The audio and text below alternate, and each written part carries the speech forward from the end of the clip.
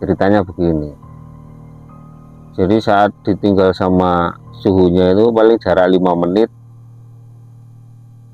tiba-tiba muncul berbadan besar gitu. Yang laki katanya itu makhluk itu sambil menunjukkan uang banyak, bentuk uang, dan akhirnya jawab si makhluk itu bicara, ini uangmu, kamu bawa. Tapi si perempuan ini ngomong, si istrinya Koko ini, uang sebanyak ini saya nggak bisa bawa langsung karena saya nggak ada wadahnya. Ya wis, kamu pulang aja, nanti uang ini nyampe sana. Jangan ini uang ini palsu, coba dicek. Ada teman yang namanya Seno itu suruh ngecek, coba kamu ini ambil 1 juta, kamu store tunai ke bank, kalau masuk berarti asli. Ternyata benar, dibawa sama temen ini store tunai, ternyata asli, telepon langsung masuk, saldonya masuk, berarti bener asli.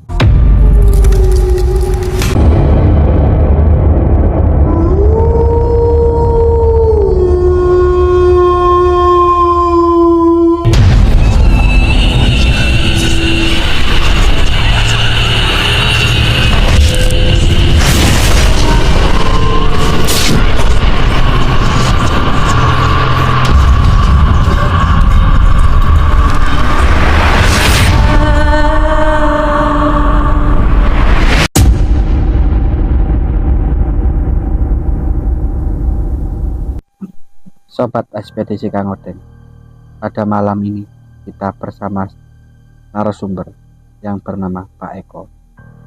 Pak Eko akan bercerita tentang kisahnya, di mana Pak Eko pernah mengantarkan temannya untuk melakukan sebuah ritual pesugihan, pinjam uang Bang Goib, dan berhasil mendapatkan uang 18 miliar di Gunung Kumbang.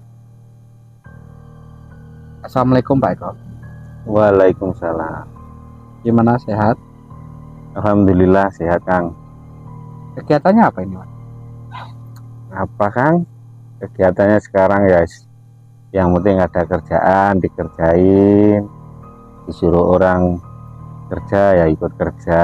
Swasta lah ya. Iya. Itu melakukan pinjam uang goib itu tahun berapa, Pak Eko? Dan gimana awal ceritanya? Jadi gini awalnya, Kang. Dulu di tahun 2016 kami ini punya kawan, usahanya maju. Singkat cerita, ternyata dia itu dibalik kemajuan usahanya itu dia punya pinjaman bank yang luar biasa. Ya awalnya teman-teman semua menganggap itu hasil kesuksesannya. Ternyata kebanyakan hasil dari hutang bank. Kami semua nggak menyangka kalau itu hasil dari hutang bank, karena dia kelihatan mewah, kelihatan royal sama teman-teman semua. Satu hari dia berkeluh kesah, kemungkinan sudah benar-benar tertekan oleh tagihan-tagihan banknya, sehingga pikirannya sudah mentok mungkin ya. Akhirnya dia mengutarakan niat-niatnya ke saya. Taruhlah tahun itu hutangnya kurang lebih 7 miliar.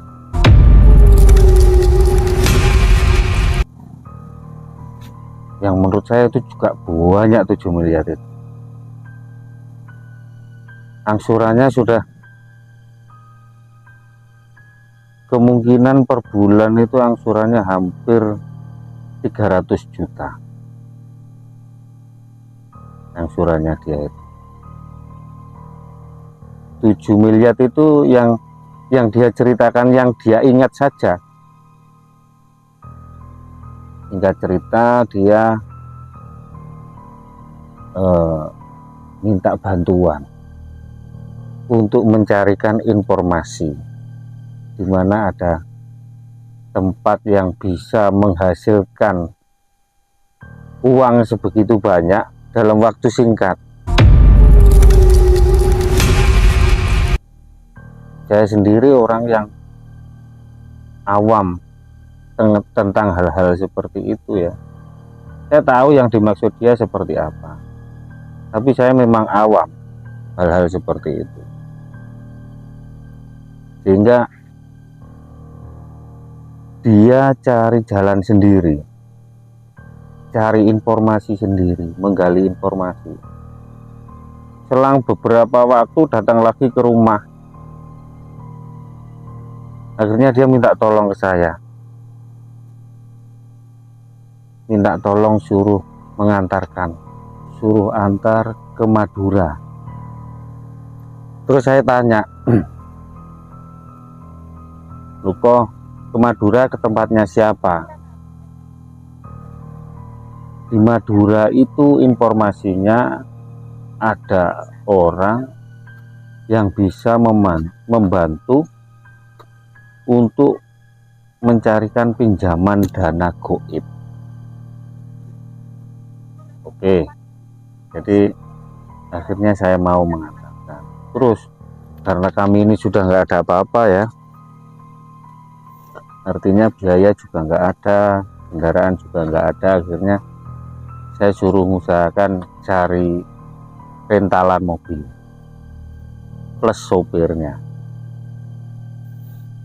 Akhirnya hari itu hari Sabtu malam, ya hari Sabtu malam, sekitar jam 8 kami berangkat ke Madura dengan 4 orang, 1 sopir, saya sama teman saya 2. Nyampe di Bangkalan itu pagi, sekitar jam setengah 6 sudah nyampe sana. Istirahat sebentar, terus nyari-nyari alamat, namanya juga belum pernah tahu ya, sekedar informasi aja. Nyari alamat, ketemulah akhirnya di Bangkalan sana dengan namanya Pak Sugianto. Akhirnya kami bertemu, ngobrol, bincang-bincang lama, saling menceritakan kisah-kisahnya masing-masing. Ujung-ujungnya Pak Gianto ini sebenarnya bukan suhunya, tapi Pak Gianto ini seseorang yang pernah berhasil dalam hal pinjam uang goib. Dia itu bercerita seperti itu. Akhirnya teman saya ini semakin semangat untuk mencari pinjaman dana goib ini. Terus dia minta petunjuk kepada Pak Gianto itu. Kata Pak Gianto, ternyata yang bisa membantu itu justru orang Banyuwangi. Akhirnya ya beruntung Pak Gianto ini orangnya mau mengantarkan ke Banyuwangi, ke tempatnya, karena dia ditanya alamatnya nggak hafal gitu kan.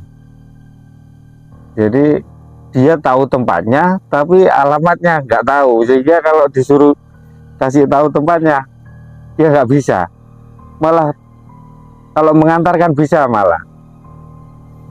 Akhirnya diantar sama Pak Gianto, berangkat lagi ke Banyuwangi, itu 2 mobil. Pak Gianto itu juga bawa teman-temannya, waktu itu bawa 3 orang Pak Gianto.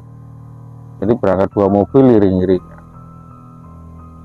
Akhirnya kami nyampe di Banyuwangi, di tempat yang ditunjukkan Pak Gianto tadi. Sampai Banyuwangi, ternyata rumah yang dituju itu sebenarnya gak jauh dari tempat kami berangkat tadi. Di daerah Tegalsari. Jadi tak pikir ya mondar mandir, tapi kalau nggak begitu ya nggak ketemu. Ternyata begini, kata Pak Gianto, memang bertemu dengan suhunya ini harus melewati Pak Sugianto. Kalau nggak melewati dia, ya nggak ketemu. Lagian untuk nemuin suhu ini nggak gampang. Ternyata waktu kami nyampe kan pagi, suhunya ini nggak bisa ditemuin kalau di siang hari. Malam hari pun juga nggak bisa, karena orangnya itu nggak pernah bawa HP gitu loh.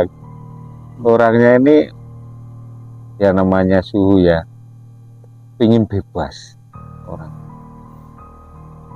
Kalau pagi dia sawah, mulai subuh itu sampai sore. Nanti menjelang maghrib itu biasanya ada di rumah sampai habis sisa.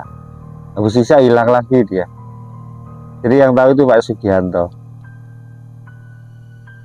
Akhirnya kita kan nyampe siang itu.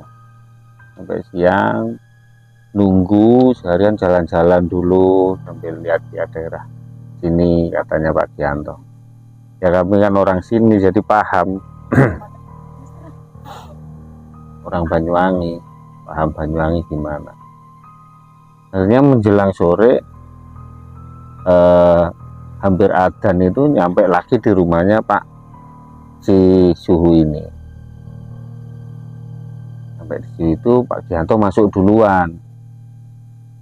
Habis ngobrol-ngobrol, Pak Gianto terus manggil kami. Entah apa yang dibicarakan Pak Gianto, yang jelas dia menyampaikan hajat kami itu seperti apa. Akhirnya kami dipanggil, masuk, ditanya sama suhunya ini, siapa yang punya hajat? Yang punya hajat ini teman saya, namanya Kusyang. Oh ya, akhirnya Kusyang ini diajak ngomong sendiri sama suhunya. Kami nggak boleh tahu, diajak omong-omongan sendiri di dalam. Terus setelah itu paling selang 15 menit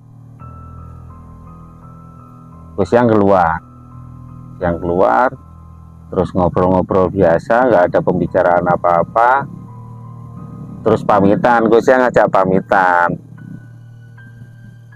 Saya kira ini sudah selesai di situ. Ternyata di dalam mobil Koko ini cerita bahwa bisa bantu untuk pinjem dana gaib itu dengan syarat harus suami istri datangnya. Berarti Koko ini harus rebukan dulu sama istrinya. Pulanglah kami. Pak Gianto juga pulang ke Madura. Kami pulang jarak 2 hari itu. Waktu itu Koko ini datang lagi ke saya, minta diantar lagi ke suhu yang di Tegalsari itu. Sampai sana cerita kalau istrinya itu gak mau. Akhirnya bertengkar mereka. Terus si suhu ini ya memutuskan, ya kalau istrimu gak mau berarti ya gak bisa. nggak bisa dilanjutkan acaramu, karena ini syarat utamanya harus berdua suami istri, kalau enggak bisa. Akhirnya putar otak si Koko ini, mikir lagi, terus dia itu ternyata dia itu punya selingkuhan. Si Koko ini punya selingkuhan dan dia punya ide, wah mungkin sama selingkuhannya, coba balik lagi ke sana. Akhirnya minta tolong lagi sama Suhu. Sebenarnya sudah nggak mau Suhu ini sebenarnya, karena kondisinya seperti itu. Akhirnya si Koko ini ya sedikit merayu-rayu lah, merengek-rengek biar dibantu, ya dikasih saran, kamu boleh tapi ya kamu harus nikah sama selingkuhanmu, nanti biar selingkuhanmu yang kamu ajak maju ke sana.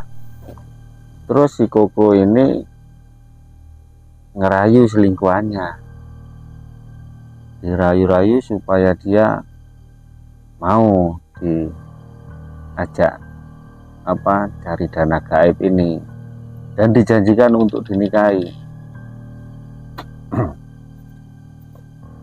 Dibalik jadinya sama si Koko ini, harusnya dinikahi dulu baru diajak cari dana gaib, tapi karena idenya Koko gitu, justru mau selingkuhannya, karena memang selingkuhannya itu aslinya pengen dinikahi sama Koko. Makanya Koko ini ya termasuk cerdik dia, sehingga ya wis kalau gitu kita nikah dulu, terus nikah nanti baru kita datang lagi ke Suhu. Maulah akhirnya kan si selingkuhannya ini.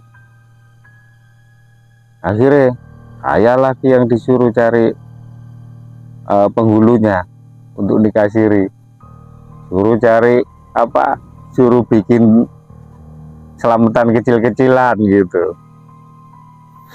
Akhirnya kami cari ustadz untuk nikahkan siri, bisa, terus bikin selamatan kecil-kecilan.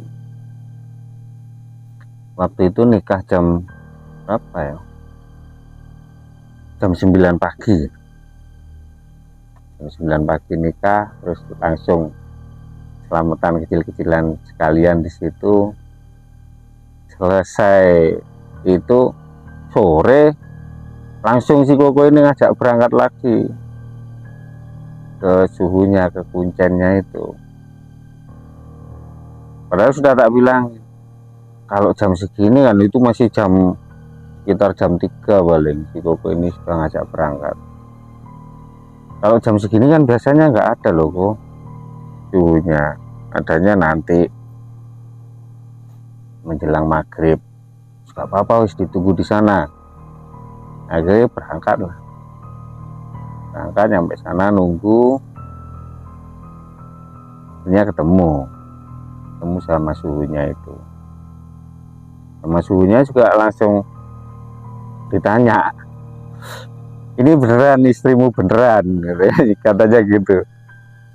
Nggak asal nemu ini. Ditanya gitu. Enggak mbah, ini asli, baru pagi tadi tak nikahi, katanya gitu.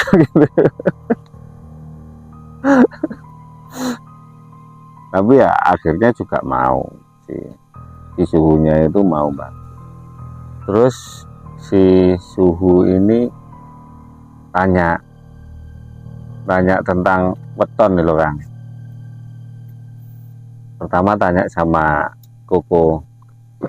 Si Koko kan nggak hafal wetonnya. Akhirnya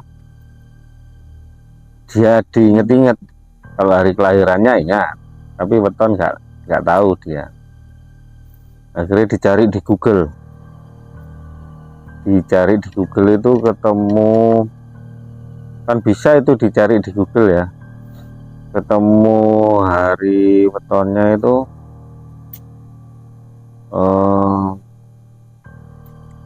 wis legi apa gitu. Nah, terus katanya suhu, terus tanya ganti si istrinya. Kalau istrinya karena orang Jawa dia tahu langsung Setupaing. Nah, di Setupaing itu istrinya itu ternyata lebih tinggi, nilai wetonnya itu lebih tinggi, kata si suhunya gini. Nanti ketika sudah mulai acara ritual dan ketemu sama goibnya, itu kamu jangan ikut bicaraku, yang bicara biar istrimu, karena istrimu inilah yang netonnya tinggi. Pakat iya. Terus setelah itu suruh pulang.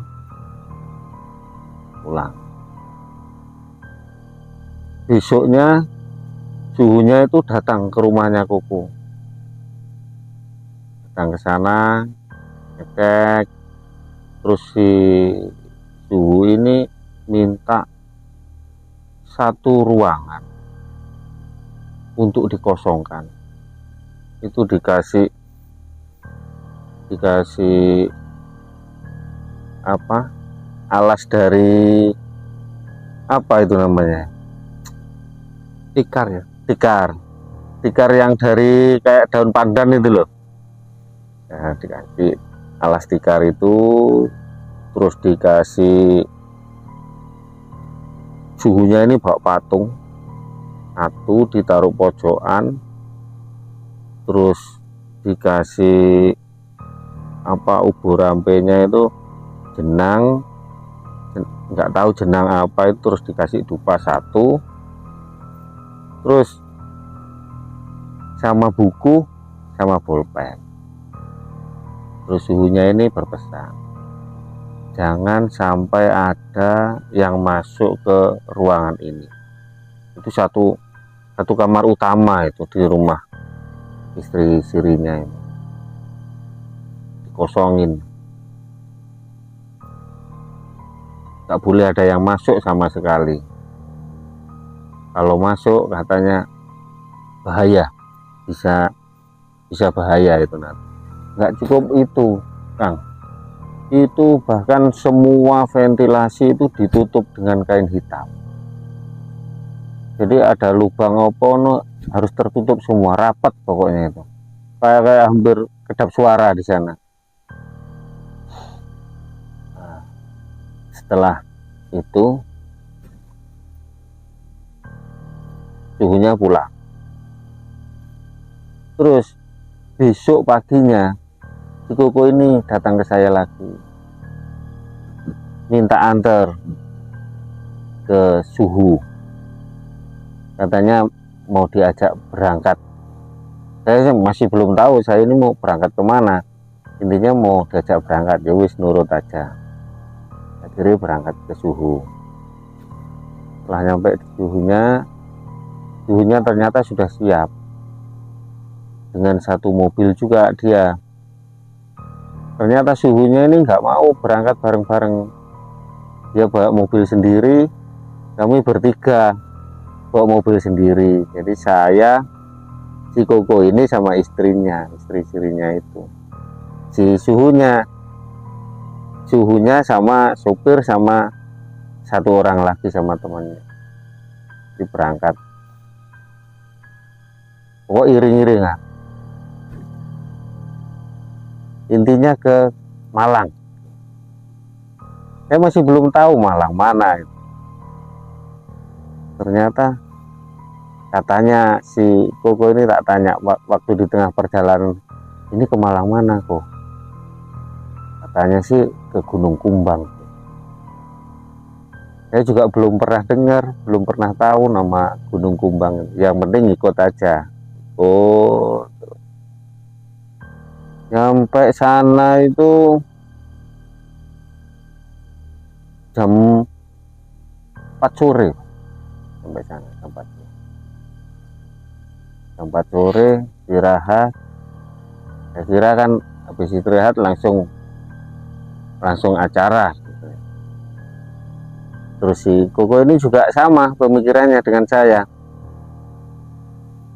kok nggak diajak-ajak sama Suhu. Akhirnya tanya dia, gimana Mbah, sekarang berangkat?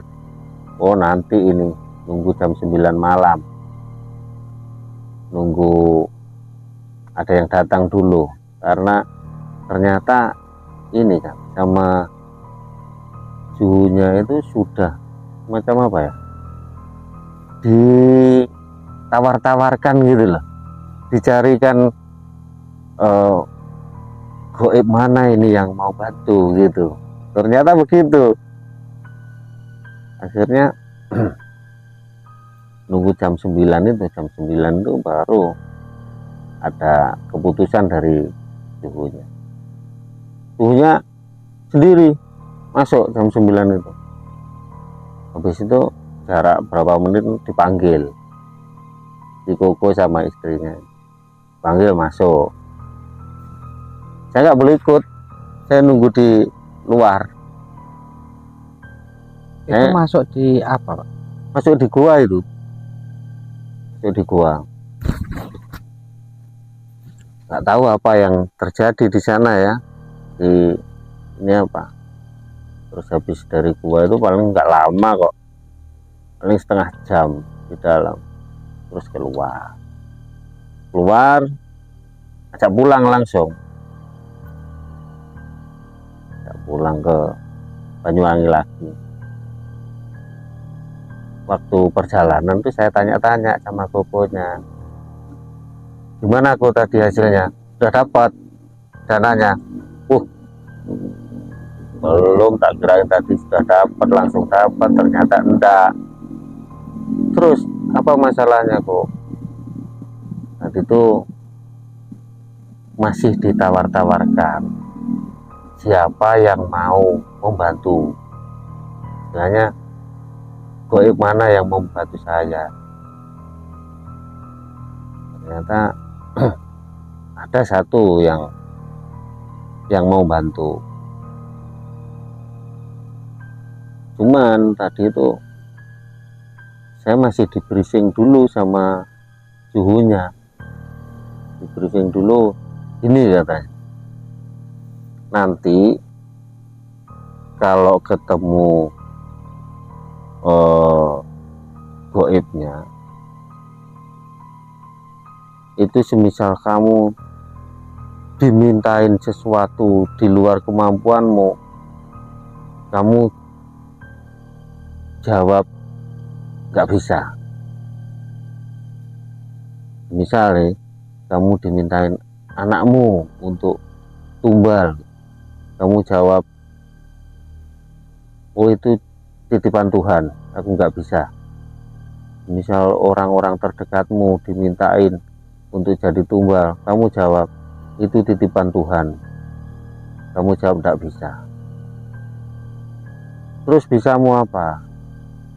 Misal ditanya begitu, ya yang saya mampu, gitu aja jawabnya gitu. Terus kamu pikir apa yang kamu mampu gitu. Ternyata saat itu, saat di Gunung Kumbang itu masih pengajuan aja Kang. Akhirnya pulang kami, terus si Koko ini tak tanya, terus kapan kok kita datang lagi ke sini? Ya nunggu kabar dari suhunya. Terus pulang, nyampe di Banyuwangi setelah 4 hari, suhunya ini datang lagi ke Koko, ngabari bahwa ngajak berangkat dadaan itu Kang. Karena ya suhunya ini orangnya gak pegang HP ya, jadi nggak bisa instan telepon enggak. Datang dia, langsung ngajak berangkat. Saat itu juga berangkat ke Malang. Sampai sana di gua, sama ceritanya kayak kemarin. Masih nunggu lagi sampai jam 9. Setelah jam 9 si Koko sama istrinya sama Suhu Kuncen ini naik ke gua. Kami nunggu di bawah di parkiran sama supir Suhu. Setelah itu paling jarak setengah jam paling. Jarak setengah jam Suhunya keluar sendirian. Terus saya tanya, loh Koko sama istrinya mana mbah? Ya ditunggu aja lah, nanti gimana hasilnya, mereka masih nunggu di dalam. Oke, diam. Paling nggak lama kok, paling jarak setengah jam lagi mereka keluar berdua. Itu baru mereka cerita di bawah, ya cerita ke Suhunya itu gimana. Suhunya kan langsung tanya, gimana? Ceritanya begini. Jadi saat ditinggal sama Suhunya itu paling jarak 5 menit, tiba-tiba muncul berbadan besar gitu. Berbadan besar ya, paling tingginya lebih dari 3 meter, Bang. Gak pakai baju, cuman pakai kolor. Datang-datang itu langsung muncul gitu ya. Sampai si Koko ini terpental katanya gitu. Ceritanya si Koko itu gitu. Saking kagetnya. Terus makhluk itu tanya, keperluanmu apa? Terus karena sudah dipejang tadi, yang jawab biar istrinya, jadi istrinya yang jawab. Si Koko ini diam aja, cuman lihat. Istrinya bilang, saya mau pinjam dana, aku butuh dana banyak, katanya gitu. Terus kamu mau ngasih apa? Anakmu ya dikasih ke saya. Oh enggak bisa kalau anak, karena anak titipan Tuhan, katanya gitu. Orang tuamu ya enggak bisa kalau orang tua. Terus apa yang mau kamu kasih? Dibentak gitu katanya.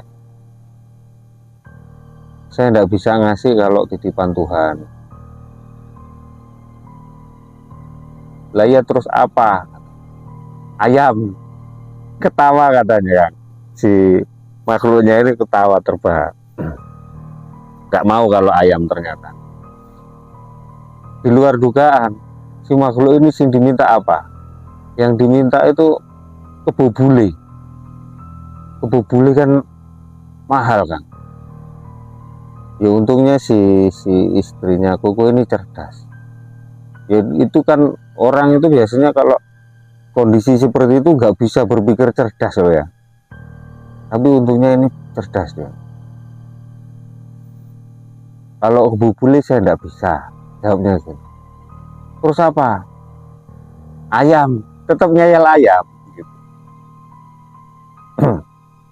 Terus turun lagi jadi sapi. Sapi tetap nggak bisa karena yang diminta sapi sepasang. Nggak bisa. Ya wis, kalau semuanya nggak bisa, aku minta angsa, angsa hitam. Karena pikirannya angsa itu gampang dicari, ya langsung bilang iya istrinya itu. Angsa, angsa hitam gitu tanya. Oh iya, sanggup kalau angsa hitam. Langsung ngilang makhluk itu. Setelah itu keluar. Terus si Koko ini tanya, loh, angsa hitam ini kan susah carinya. Aku nggak pernah lihat angsa hitam. Itu bilangnya. Loh, iya dah gitu. Karena pikirannya dia itu angsa kan gampang dicari kan. Tapi ternyata lupa kalau angsa hitam itu, ya saya sendiri belum pernah lihat angsa hitam. Terus orang-orang semuanya ditanya ya nggak ada yang tahu angsa hitam, nggak pernah lihat. Terus katanya Su, karena kamu sudah ACC dengan istilahnya kamu setuju dengan perjanjian itu, angsa hitam itu harus kamu cari dalam waktu maksimal 21 hari. Kalau kamu nggak mendapatkan dalam jangka waktu 21 hari, di antara kalian akan ada yang mati, katanya gitu. Bingung nambahan Kang itu Bang. Akhirnya apa? Pulang ke Banyuwangi kita. Pulang sampai Banyuwangi karena ya posisinya rumit ya, mau nggak mau harus cari loh itu. Akhirnya si Koko ini telepon saudaranya, itu nggak pernah ada angsa hitam ya. Angsa hitam itu sepasang, bukan satu, sepasang. Yang diminta itu selalu sepasang, walaupun kebubule tadi ya sepasang sebenarnya. Akhirnya ya apa ya, keberuntungan juga, akhirnya dapat Kang. Angsa itu dapat di Cina sana, impor dia. Ini pesen ke ya dia browsing di internet juga, pesan ke saudara-saudaranya karena dia kan Cina memang. Akhirnya entah gimana itu dapat dari Cina sana, dikirim. Tapi Kang, masalah baru muncul. Ternyata harganya itu nggak murah di angsa hitam ini. Di sana sendiri harganya itu kalau nggak salah loh ya, itu 23 juta harganya aja, belum ongkos untuk ngirimnya ke sini. Padahal ngirimnya itu katanya sih saudaranya langsung yang mau ngirim dari sana. Jadi kalau di total itu hampir 30 juta lebih sedikit lah barangnya nyampe sini. Ini kan masalah, ini nggak ada yang punya uang. Si Koko ini kapan hari sih punya uang, cuman untuk warawiri kan habis. Akhirnya apa? Bingung. Ini ya dilematis posisinya. Sudah terlanjur, ini yang diburu sudah bukan hanya uang, tapi dia cenderung menyelamatkan nyawa. Ya mau nggak mau harus dicarikan uang segitu. Namanya orang sudah susah, ini malah tertimpa masalah baru kan itu sebenarnya. Akhirnya gini kan, cari ide, gimana kalau kita cari donatur. Cari donatur itu ya kita cerita apa adanya, nanti siapa yang mau bantu, yang mau urunannya, yang banyak dapat banyak, yang urunan sedikit ya dapat sedikit gitu katanya. Ujung-ujungnya iya, cara itu yang dipakai. Akhirnya ngumpulin dari teman-teman gitu, kurang lebih ada orang 8 ini yang mau membantu, dan total uang yang didapat itu malah melebihi dana yang dibutuhkan. Dapat kurang lebih 45 juta urunan dari orang 8 ya, macam-macam dapatnya. Ada yang punya cuman 1 juta, ada yang 3 juta, malah ada yang saking yakinnya itu pinjam sapi itu dijual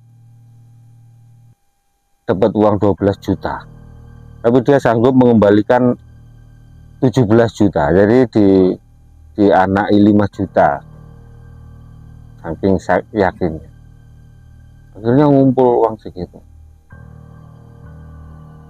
Setelah itu didatangkan benar, itu jarak kurang lebih 17 hari nyampe angsa itu, nyampe bener ada angsa hitam. Sepasang ya? Sepasang, angsa hitam itu sepasang. Nah, ternyata gini, si angsa itu bukan dikasih secara utuh ke sana,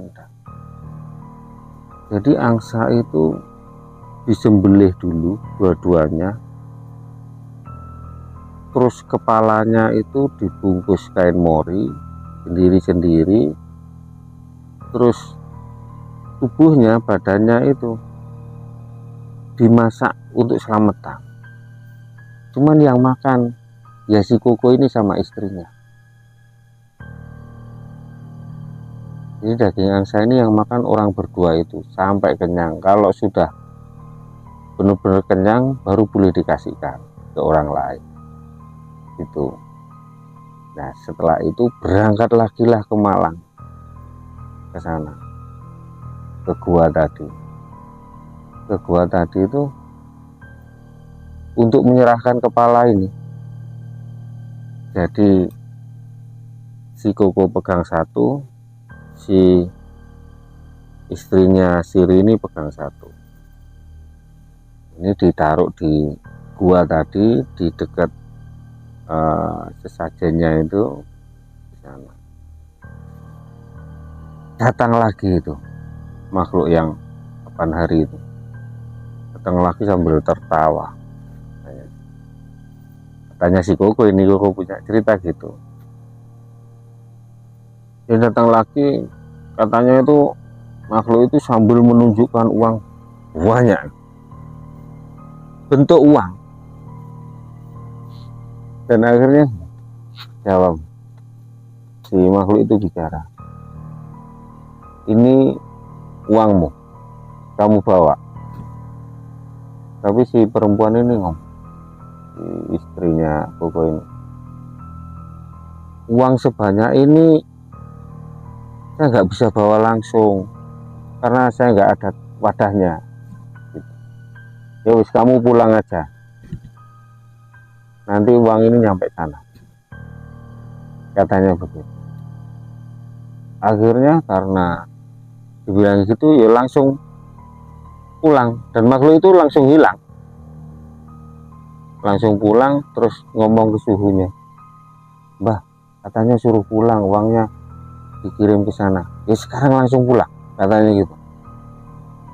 Ini waktu itu berangkat dari sana setengah 10, Pak, kalau nggak jam 10. Nyampe Banyuwangi itu setengah 4 karena kebut-kebutan itu. Memang wis naik kendaraan itu luar biasa kencengnya. Nyampe rumahnya si Koko ini setengah 4. Nyampe di situ sama suhunya langsung suruh buka kamar yang dikosongin kapan hari itu. Dibuka, ternyata disitulah uangnya banyak. Kelihatan uang asli di situ. Cuman karena ya ada keraguan, akhirnya begini, dikumpulkan semua orang-orang yang urunan tadi. Dikumpulkan, semua berkumpul, terus uang itu kan awalnya di kamar kosong yang disiapkan tadi. Uang itu diseret keluar ke ruangan utama. Setelah uang diseret keluar, suhunya pamit. Suhunya itu dikasih uang sepeser pun nggak mau dia. Setelah suhunya pulang, orang-orang ini berkumpul, ngitung bareng ini uang itu dihitung sebanyak 18 miliar uang. Itu pikiran sudah kemana-mana, itu sudah pengen beli apa, pengen beli itu wis kebayang macam-macam. Terus ada seorang yang nyeletuk, jangan-jangan ini uang ini palsu, coba dicek. Ada teman yang namanya Seno itu suruh ngecek, coba kamu ini ambil 1 juta, kamu store tunai ke bank, kalau masuk berarti asli. Ternyata benar, dibawa sama temen ini store tunai. Ternyata asli telepon langsung masuk, saldonya masuk, berarti bener asli. Bagi yang banyak dapat banyak, yang urunan banyak ya sedikit dapat sedikit. Terus istrinya si Koko ini masuk. Loh, apa-apaan ini baginya kok kayak gini? Kalian itu harusnya dapat 200 juta aja cukup, katanya gitu. Bagi itu udah bisa sesuai perjanjian, yang urunan banyak ini dapat banyak. Perjanjian sama siapa? Loh, tadi itu si Koko ini perjanjian sama kami sebelum urunan. Perjanjiannya yang urunan banyak dapat banyak, yang urunan sedikit dapat sedikit. Jadi dihitung semua dapatnya sekian-sekian. Uang ini sudah dibagi udah kayak apa ya, genduren gitu, dibagi-bagi gitu uang itu. Semuanya sudah semangat. Si istrinya ini nggak terima. Karena apa? Uang itu sifatnya kan pinjam. Jadi dalam jangka waktu tertentu itu harus dikembalikan. Kalau nggak bisa mengembalikan, taruhannya nyawa, kan gitu. Jadi merasa hatinya nggak terima, ya nggak mau dibagi seperti itu istrinya. Maunya semuanya dikasih 200 jutaan cukup. Tapi si Koko ini sudah nggak bisa membela karena memang sudah perjanjian seperti itu sama orang-orang. Akhirnya bertengkar. Mereka bertengkar. Ada orang itu yang urunan banyak, yang jual sapi itu marah itu orang Madura itu. Mau itu sampai si istrinya Koko ini. Akhirnya karena sudah bertengkar, sudah sama-sama emosi semua, si istrinya ini marah beneran. Akhirnya sampai ini. Akhirnya istrinya itu gebrak pintu, wah gitu, sambil teriak, kalau begini caranya saya nggak mau. Terus kalau begini caranya tak gagalkan aja acara ini. Saat itu juga, saat istrinya bilang menggagalkan itu, pinjam dana itu, uang itu langsung hilang semua.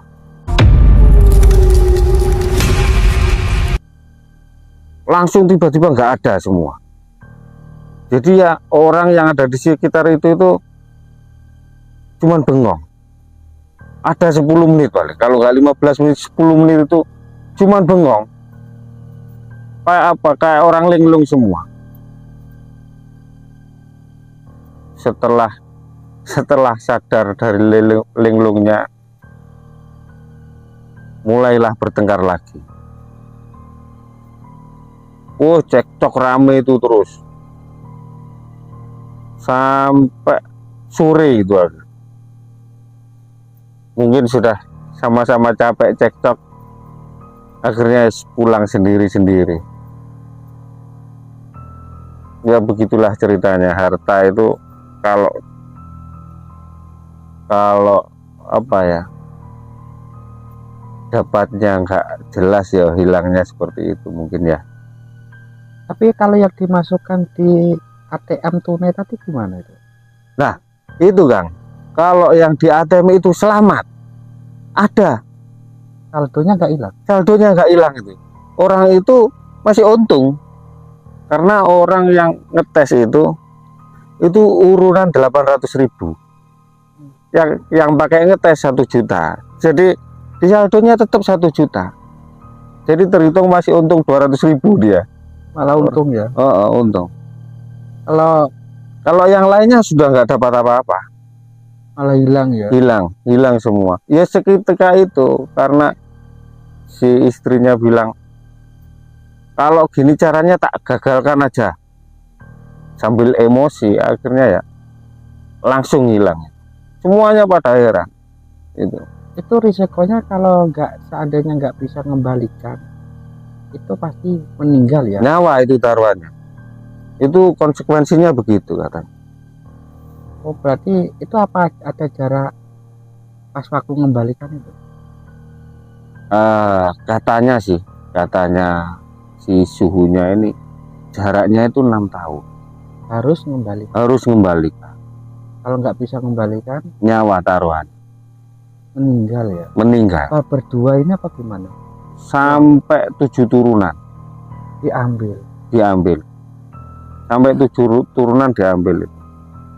Ngeri juga ya. Makanya si istrinya ini dia karena nggak tahu perjanjiannya antaranya si Koko sama orang-orang yang iuran. Setahunya istrinya itu itu uangnya Koko untuk mengadakan angsa itu. Ternyata Koko nggak punya dana, jadi cari urunan gitu loh. Lepas banyak pagi itu kan banyak teman-temannya yang ke situ.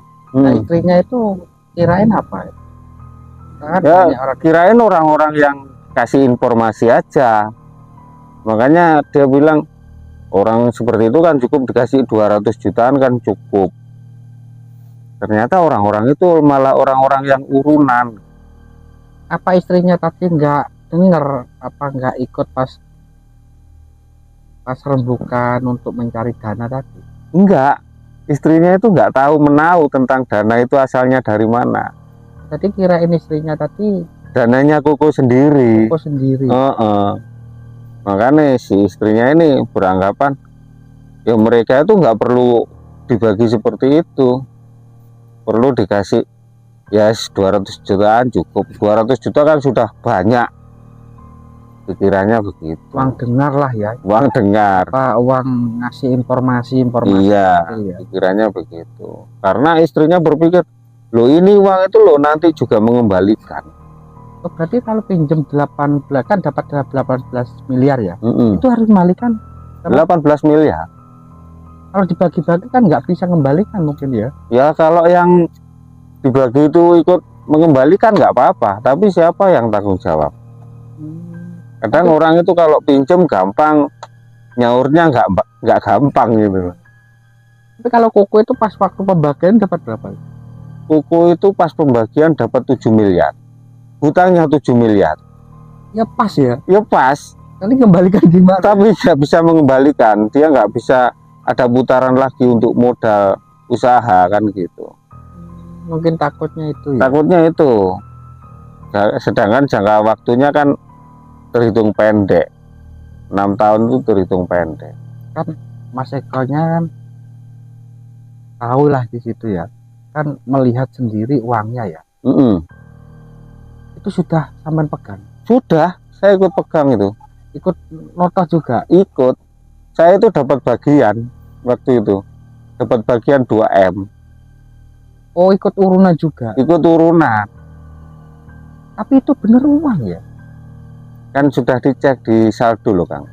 Nggak masuk ya. Masuk. Di saldo masuk itu. Kok bisa hilang ya?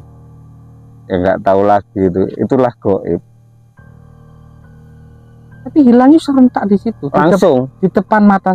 Langsung hilang kayak apa ya? Ya hilang plus gitu. Aneh juga ya. Nggak hilang sedikit-sedikit, enggak. Langsung hilang plus gitu. Anehnya di sana. Dilihat sudah nggak ada apa-apa. Sudah nggak ada apa-apa. Jadi orang 11 di situ itu diem aja semua, linglung kayaknya, Kaget lah ya. kaget, bingung. Terima kasih atas waktunya sudah mau berkenan cerita tentang pengalamannya. Kami dari tim ekspedisi Kang Oteng mau pamit undur diri. Assalamualaikum warahmatullahi wabarakatuh. Waalaikumsalam warahmatullahi wabarakatuh.